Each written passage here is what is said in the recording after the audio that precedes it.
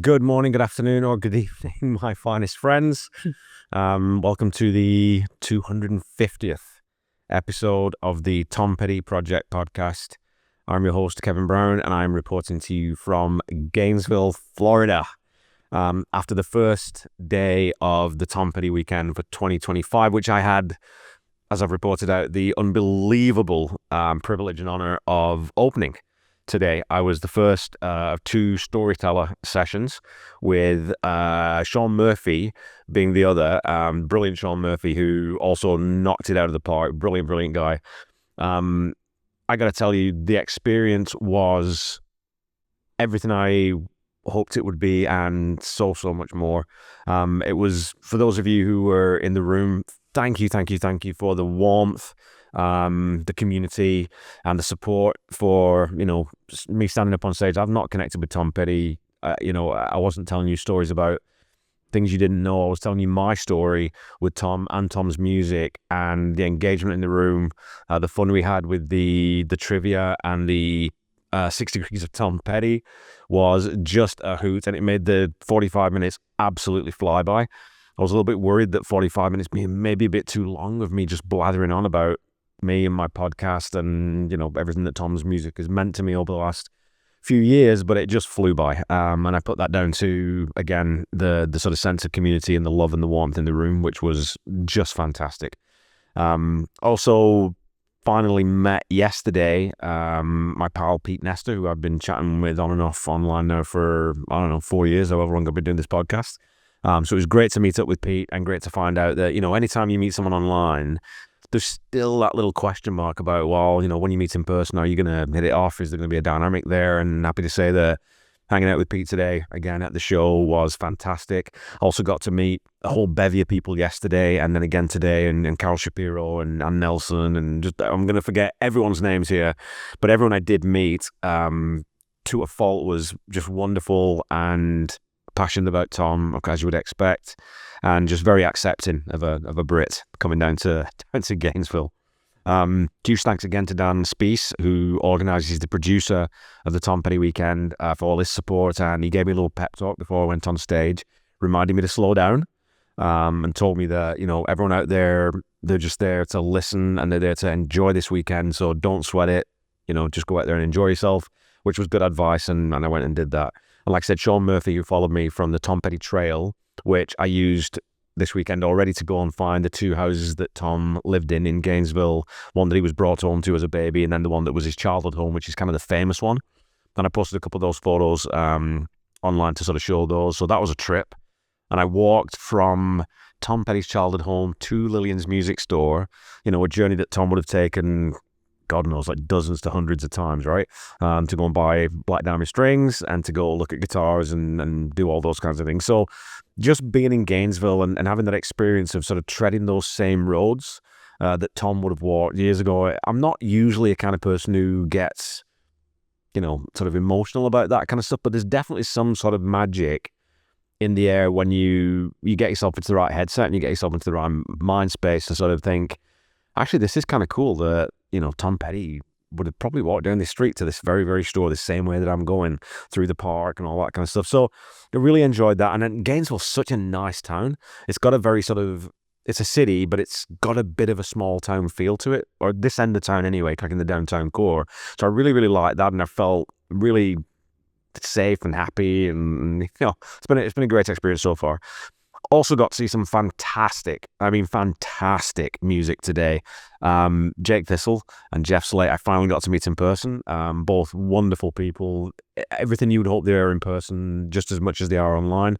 I'm sorry about the lighting quality. I'm just in my hotel room recording on my laptop here with my little Zoom, courtesy of my pal Randy Woods.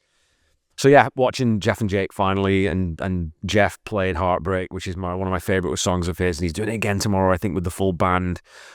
Jake played a new song that I think it's one that we haven't heard yet, or it's not been released yet at least. And then they obviously did a bunch of Petty covers as well.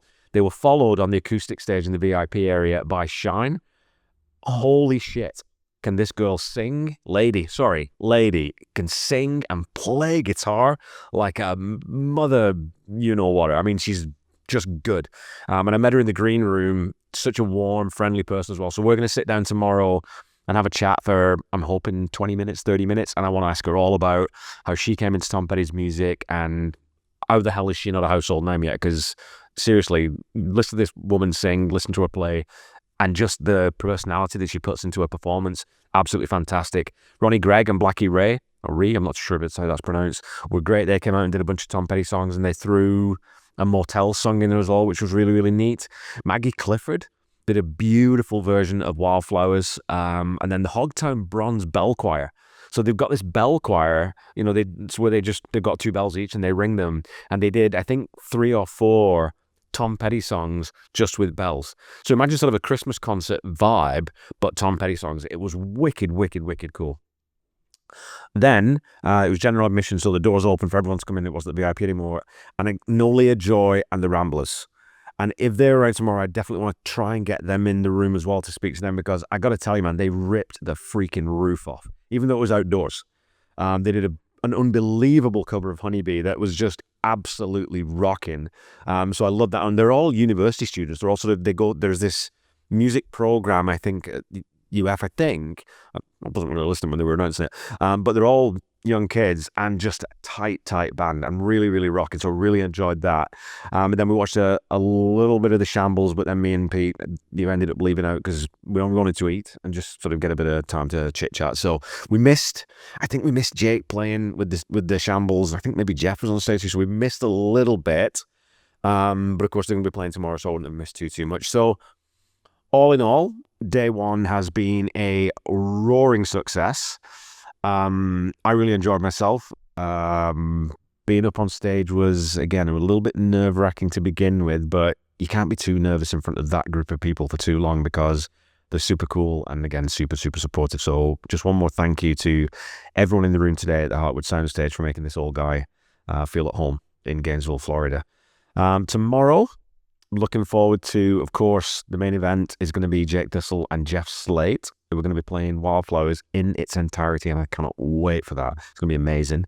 As well as we've got Nancy Luca, who's going to be opening. Nancy Luca, is on the indoor stage before they go on. But Shine and the Shakers, so Shine's going to be with her band, and she's going to be playing a full single set. We also got Fortune Child, the Mud Pies, Nancy Luca band is going to be playing a full set on stage, and then Ronnie Gregg and Blackie Ray are coming back out to play again. On the indoor stage, we're going to get Jake Thistle. So we've got a ton of the Ain't Sisters. We've got a ton of music tomorrow to look forward to, and I'm hoping to grab some of these artists as they come off stage, maybe as they do their acoustic sets, possibly, and just have a chat in the green room with them about how the weekend's going. Again, the connection with Tom Petty is always the thing that us Petty heads want to talk about, right? I want to know your story. How do you get into Petty? What albums do you love? What songs do you love? Those kind of things. And of course, I've talked to Jake lots in the past, but and Jeff Thistle and Jeff Slate, but I'm going to be talking to him again because they're good hangs and they're good fun. And yeah, meeting Jeff and Jake. I've got to buy Jeff's Roy Orbison book because he's got that with him, and I've been meaning to pick that up, but shipping's so bloody expensive, so this is a good chance to cut down the shipping. And then Jake actually brought me his CD, The Half Left Out, which I've been wanting on CD for a little while because I like having the physical media, you know. So that was wonderful that Jake remembered me, that I'd asked for a CD, and he can't ship to Canada because, again, the shipping costs are crazy and it's a big pain in everyone's ass, so I completely understand why you can't do that. But he brought one down for me, and that was super special. So again, thanks to everyone. I had a fantastic day. It was brilliant meeting so many of you. I look forward to meeting more people tomorrow and chatting again to a whole bunch of different people and just hanging out in Gainesville, listening to music, and just having a really bloody good old time. So until I see you tomorrow, stay safe and healthy. Try to say I love you to someone at least once a day. And keep talking about Tom Petty music. That's the main thing we should all be doing at the moment. So, yeah, I'll see you all tomorrow. Bye.